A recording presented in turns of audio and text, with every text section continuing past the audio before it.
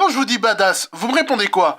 Guts, Shanks, Sasuke. Je vous réponds alors oui, oui et non, mange ta sœur, toi. Mais je vous réponds surtout Ruby. Comme Pokémon, version Ruby, avec Groudon. Toi, je vais tellement te faire du mal.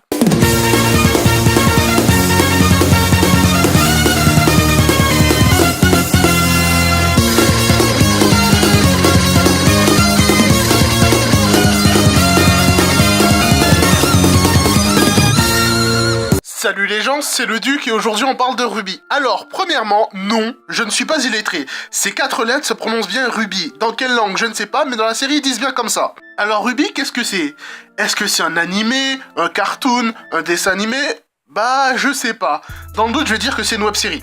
Même si pour moi c'est un animé, mais on en reviendra plus tard. Ruby est donc une web-série disponible sur YouTube depuis 2013, créée par Monty Home pour Rooster Teeth.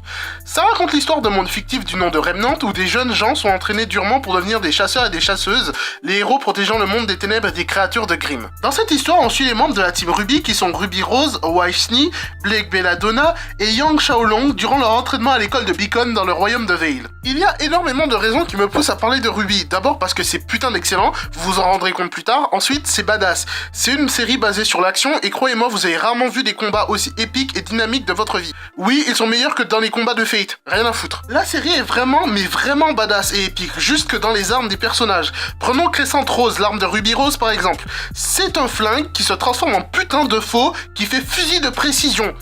Que demande le peuple? Et c'est pareil pour toutes les armes, un bâton, une épée qui sont en flingue.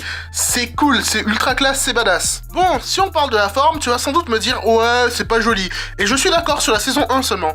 Tu sens qu'ils avaient pas l'argent, mais il y avait de la passion. Donc c'est peut-être pas super beau, mais c'est bien animé, et tu t'y habitues. Et quand tu vois les saisons d'après, notamment la 3 et la 5, tu es bluffé tellement c'est pas du tout pareil. Tu sens où est passée la YouTube money. Mis à part la forme de la série, on a le fond qui est présent. L'histoire est assez cool et surprenante, je ne spoilerai pas, mais ça change beaucoup au cours des saisons et prend une ampleur insoupçonnée, mais pourtant préparée, et ça depuis les premiers instants de l'épisode 1. C'est vraiment lorsque j'ai regardé la série une seconde fois depuis le tout début que je me suis rendu compte de l'ampleur et de la puissance de son scénario. Tout est préparé à l'avance et c'est très bien joué. L'univers de Ruby est assez cool aussi, c'est un monde de mythes et de légendes rempli de contes de fées, certaines 100% bullshit et d'autres incroyablement vraies. C'est un univers que je trouve très cool et très bien pensé. À peine l'humanité a apparu sur Terre qu'elle était sur le point de se faire détruire par les créatures de Grimm, des monstres de pures ténèbres sans âme. Elle a survécu grâce à la poussière, un élément mystique condensant les forces de la nature. Les humains ont alors construit des royaumes et se sont protégés du mal. Mais malgré tout, l'humain étant ce qu'il est, il est tombé en guerre. Dans une guerre qui chercha à détruire toute forme d'expression, d'individualité et d'art. Et c'est dans cette époque sombre que pour résister, les citoyens ont transmis leur espoir dans leurs enfants en leur donnant comme nom celui des couleurs. Voilà pourquoi Ruby, voilà pourquoi Jaune. Et je trouve ça magnifique. Je vous ai dit que le monde de Remnant est un monde de mythes et de contes de fées. Eh bien, Ruby aussi en est un. Les personnages que vous voyez dans la série sont inspirés de contes de fées et essayez de trouver lesquels est assez cool. Prenons Ruby par exemple. Devinez qui elle est. Facile, le petit chaperon rouge. Ensuite, Weiss. Blanche-Neige. Blake et Adam alors. La Belle et la Bête. Et lui, le professeur Ospin. Le magicien d'Oz. C'est bluffant, je cherche toujours à deviner d'où viennent certains personnages, c'est amusant. Ensuite, je peux pas parler de Ruby sans parler de la musique. La musique dans Ruby, c'est autre chose. Ils ont atteint un niveau de perfection dans l'utilisation de la musique dans leur série, jamais atteint. Elle rythme les combats et les scènes en se mariant parfaitement avec, et si on se concentre sur les paroles, on est forcément en extase. Juste en écoutant les thèmes principaux des personnages, on les comprend eux et leur psychologie. Et surtout, le plus bluffant dans la musique dans Ruby, c'est les openings. Vous n'avez jamais vu ça dans votre vie. Les openings font partie intégrante de l'ambiance de la saison. L'opening de la saison 1 te dit qu'avant d'être des jeunes filles, des enfants, elles sont des combattantes. Et pourquoi elles se battent? Le deuxième opening te dit lui que leurs ennemis sont là, qu'elles n'ont pas le temps d'attendre d'être prêtes, qu'il va falloir se battre pour défendre ce qu'elles aiment. Et l'opening 3... c'est juste la fin du monde, l'apocalypse, l'échec. Et c'est génial, j'ai jamais vu un animé utiliser ses openings de cette façon, alors qu'il fallait juste y penser. Cette série, c'est énormément de bonnes idées. Juste les trailers de chaque saison font partie de l'histoire.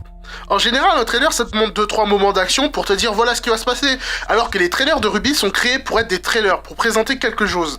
Les trailers Red, White, Black and Yellow de la première saison présentaient les personnages, mais si on les regarde un peu plus, ils présentent aussi des éléments d'intrigue qui seront développés bien plus tard dans la série, et qui sont assez importants.